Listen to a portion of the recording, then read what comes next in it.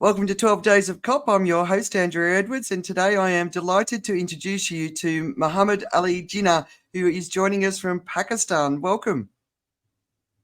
Thank you. Thank you. How are you? And thanks to everyone, all those COP28 people who are listening to us. Thank you very much for joining us. Yes, please proceed. No, it's great. So let's start with your background and your Yeah, passion for the environment, of course.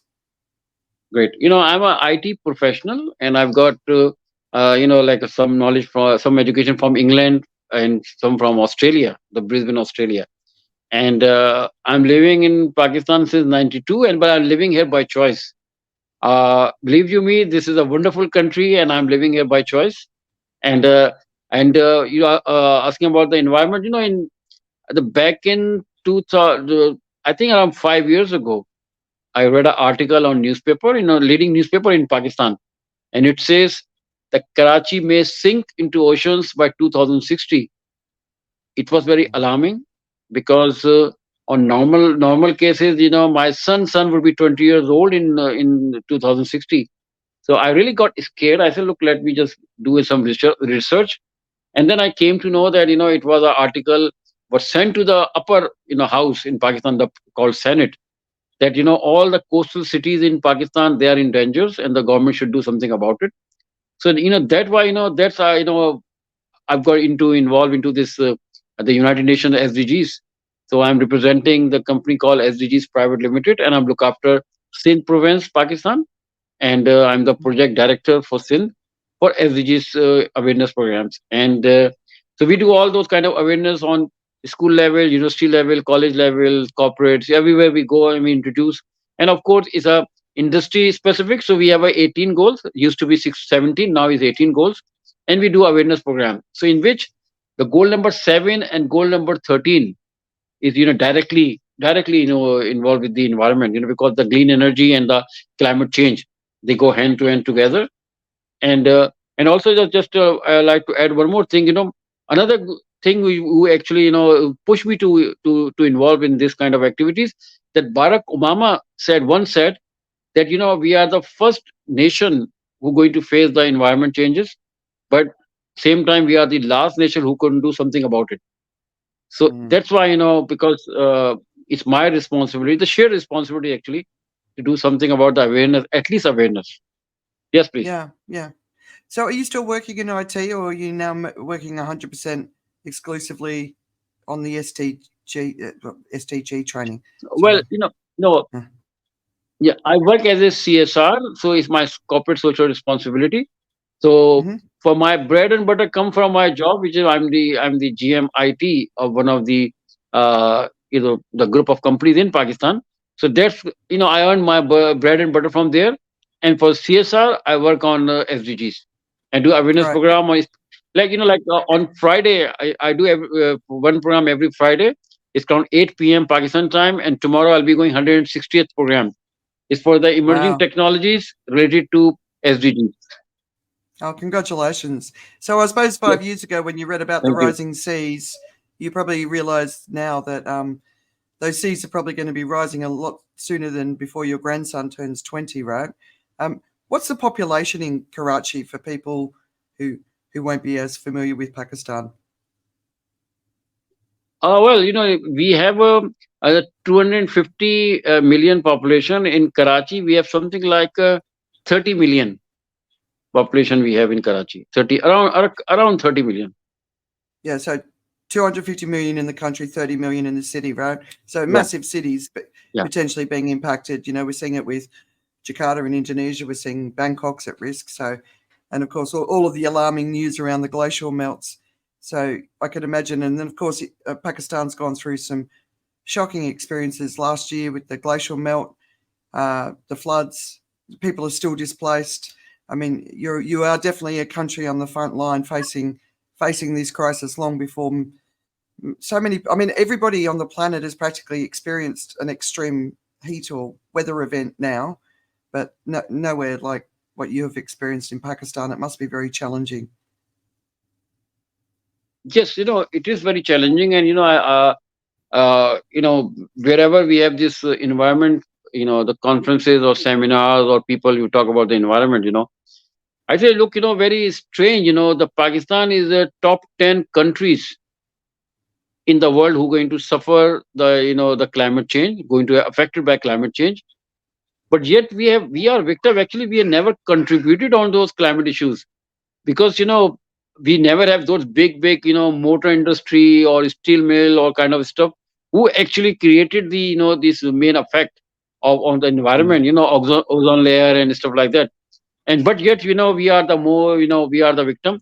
So I think all the developing country who are developed, they should do something about the underdeveloping countries, especially Absolutely. countries like a Pakistan and nearby countries who are suffering a lot because of the environment issue. We have a you know un sort of unprecedented flood we have, the heavy rain we have, everything is something which has never been before. So and we are suffering of it. Yes, please. Yeah. No, absolutely. I 100% agree. And I see it myself here in Asia, and I'm feeling it getting worse and worse, and the impacts are getting worse and worse. Have there been any announcements at COP28 that have caught your attention, whether for good or for bad? Is anything come out so far that sort of got you? Because since I'm into on the the awareness program of SDGs in Pakistan. So like for me, knowing something happening, I think it's not unique. But for the general people, yes, because the COP27 was a hit. The lot of lot of thing on news, and especially in this COP28, the two girls won something like 100 million, I think $100,000 for from the Kashmir. I think they have won the some sort of award. So I think people are aware of it, and of course Pakistan is participating at COP28. And but we all concerned that because the challenge which all those cop series are facing, there are a lot of big announcement, but on surface is very little to see. Maybe Mm. I'm like maybe I'm ignorant, maybe I being naive to know what's happening, but on the surface is very less is aware, on the surface. Yeah. Yes, I'll have please. to look out for those girls in Kashmir. Um, yeah, I mean, we've got another week of rumblings and background sort of discussions and potential deals going on. So, but I think if they don't come out strong in this one, I think I'm I don't know how COP can be a credible sort of body moving forward, because what the world has now seen, we've finally got the evidence that everybody said wasn't real. So um, yeah, so we've got another week or so before we'll hear that. But it's for you.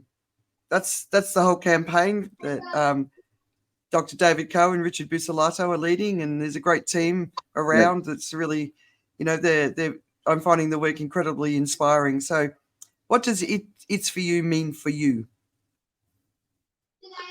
Actually, because luckily, I have a 2 cents in here when I'm working with the David Co and Roberts and of course Sadaf and Iram and Inger. I'm part of them. But when I've told them, when you say it's for you, actually it's for me. So whatever you people are doing, you're doing for me. So that's why Mm. I'm part of it, because I want to create the awareness, and I want to whole world knows that country like Pakistan, we are badly hit by the environment, and yet we haven't never contributed anything on this climate change. I am working just to people like to raise my voice, just to put my 2 cents about this environment. The environment is not a fun, it's a very serious affair, and people should do something about it. Wherever they are, wherever you are, whatever you can do something about environment. Is a very very challenging, is a worse than having a, god forbid, having a world war. Is a worse than that, because environment Mm. doesn't have any protocol. It doesn't have any kind of protocol, or any like a UN agreement, how they're going to react. They just react when it's react. So it's very very serious. Yeah, it's the Yes, reacting that please. worries me. We need to be getting ready for it, right? We need to be doing so many Yeah. things now that we're just not doing. We're not preparing at all. The whole adaptation side is a huge concern, because we know what's coming. We're not getting ready for the heat. And I know in Pakistan, you've experienced extreme heat for the last couple of years. You've experienced the floods. The crop losses. There's so many impacts. And last year at COP27, the Pakistan team was very strong and was being listened to because of what the country had gone through. And I feel that this year as well, Pakistan's got a strong voice on the stage. Do you feel that they've got a strong voice still? Yeah, yes, yes, we are, and because of course, our Prime Minister was there too in the inauguration ceremony, and he spent a couple of days there. And I've seen a lot of Pakistani, delegations there. So I'm sure, afterwards this COP28 is over, when the report will come, then we know exactly, how they have contributed, and whether, and if they get anything out of it. The idea, the thing is, the result should be there. The presence is okay, good. It's the outcome is important.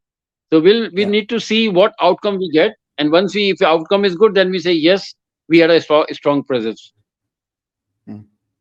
Yeah. No, great. Okay, so how can the people listening to us, your community, our friends, our families, how can they get involved in and embrace It's For You? What do you think? Yeah, it's great, and I want everyone, should raise your voice, should introduce people, should educate people about the environment. It's a very, very serious affair. It's not something, like you can ignore it. It's coming, it's there, it's not your choice. It's going to come, and it's coming. Mm. So that's why, everyone should be prepared, and should, raise your voice, tell everyone and what they should do, what they should not. And of course, when you follow goal number 3 or goal number 7 and 13, you get a lot of knowledge, a lot of information what we should be doing to protect your neighborhood, your country, your city. That's my message to everyone. Yeah, nice. All right. Well, this has been awesome speaking to you. Have you got some final thoughts you'd like to share with the world before we sign off? Uh, you know, yeah. Before I just like to repeat one thing. I said Pakistan is in the top 10 countries who are going to suffer the environment effect. We are the victim. We are not created it, and we have never been a part of it. So please, all those developed countries, they should do and should work for countries like Pakistan, or countries like who's going to suffer, who are the victim. Actually, they have not contributed anything in it. So that's my message to everyone. Yeah. Yeah, we've got to fight for the beautiful people in the global south. They have done the least and they're suffering the most, and it's only going to get worse. And it's on the rest of us. So shrink your lifestyle, buy less stuff. You don't need so many new clothes and shoes and handbags because they all contribute. Reduce your meat intake, go vegan if you can. Let's all just do what we can. And please, we have to vote for leaders who are committed to fighting the fight that we need to fight. Anyone who's a denier that gets elected right now that's just idiocy. And unfortunately, we're seeing too much of it. And by the way, extremism isn't the answer either. As far as politics go, that's going to be a nasty path forward. So yeah, I totally agree. And we've got to do the right thing and take care of our neighbours in the global south because they deserve it. And if we don't, we also have to accept the consequences of that, which includes mass migration, and no one's going to enjoy that either. So let's just do the job that we need to do, regardless of what happens at COP28, right? Thanks for this opportunity. I'd like to thank everyone and thanks for this opportunity. It's been very nice talking to you. And of course, I'm an optimistic person. If a one person can hear my voice, if a one person agreed what I'm saying, so it's a success. It's a big success.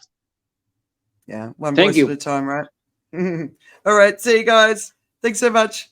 Uncommon courage.